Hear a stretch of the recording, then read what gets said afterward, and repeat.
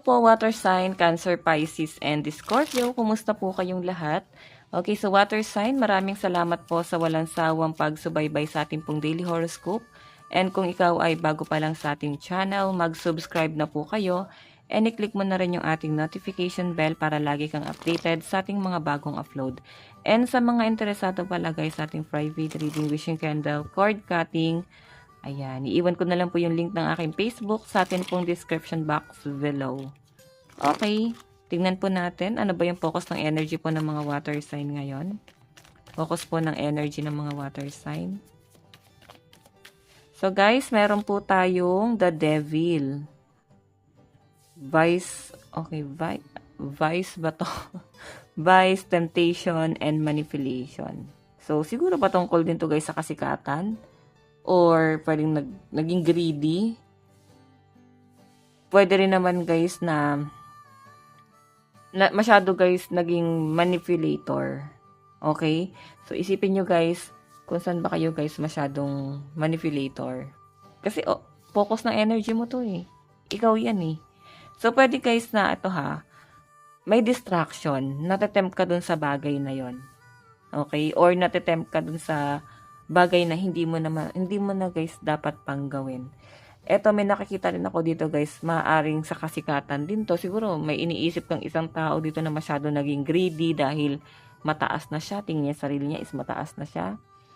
Okay, pero ang problema kasi rito guys, ito ha, control lang tayo water sign, no? Lalo na, alam naman natin na ang mga water sign is masyadong insensitive sa mga sinasabi nila, sa mga action nila.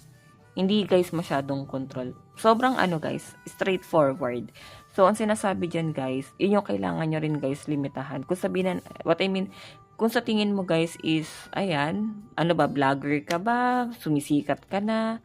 Marami na kayo guys, followers, subscriber, kilala ka na sa social media.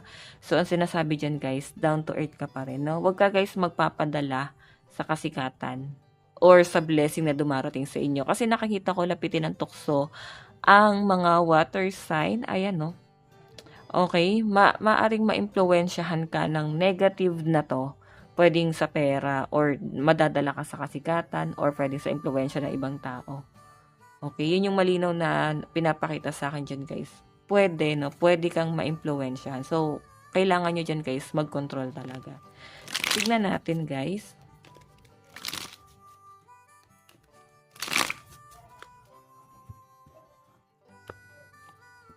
Overall energy. So guys, meron tayong hesitation. So water sign, itong pag-hesitate na to. Okay, feeling ko dito guys, no, may lumalapit sa inyo, merong gustong humingi ng tulong.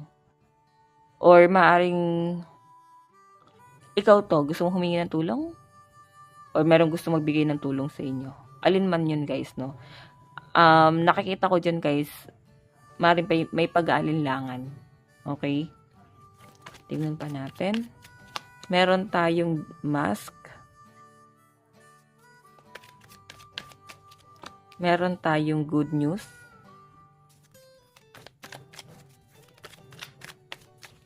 Meron tayong loneliness.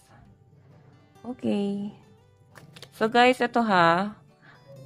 Mag-ingat ka, no? Ayan, no? Mag-ingat ka sa mga tutulungan mo, water sign.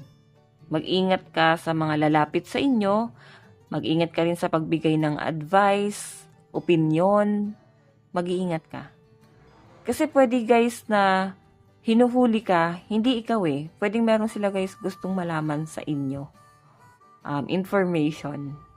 Okay, meron sila guys gustong malaman na mahalagang information tungkol hindi tungkol sa inyo. Pwedeng tungkol sa ibang tao. So, ayan, kung sa tingin nyo guys medyo marites, huwag na kayo guys makipagchikahan, no? Magpanggap na lang kayo guys na walang alam. So, i-reverse nyo. Kayo yung walang alam, no? Kahit alam nyo naman yung sitwasyon. Magpanggap kayong hindi nyo guys alam. So, wag kayo guys basta-basta mahuhulog sa patibong.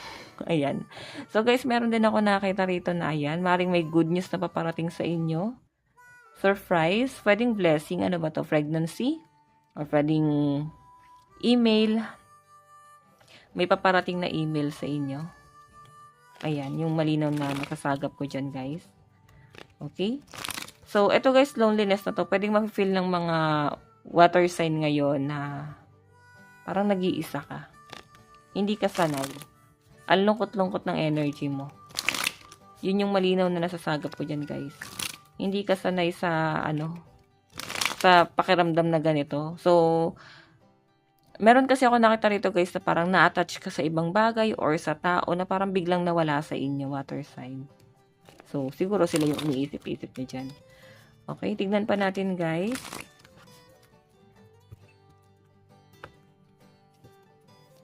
Overall energy. Meron tayong 2 of Wands. Meron tayong 5 of Swords. Meron tayong 8 of Wands. And the Hermit. Okay.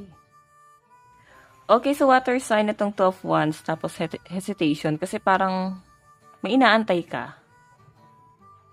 Pwedeng communication or literal na may inaantay ka.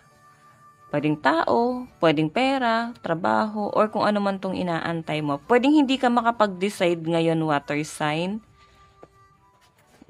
Okay?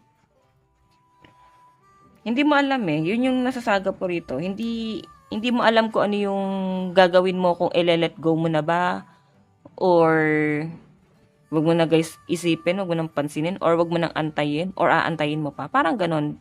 Dapat bang mag-antay ako or dapat hindi na?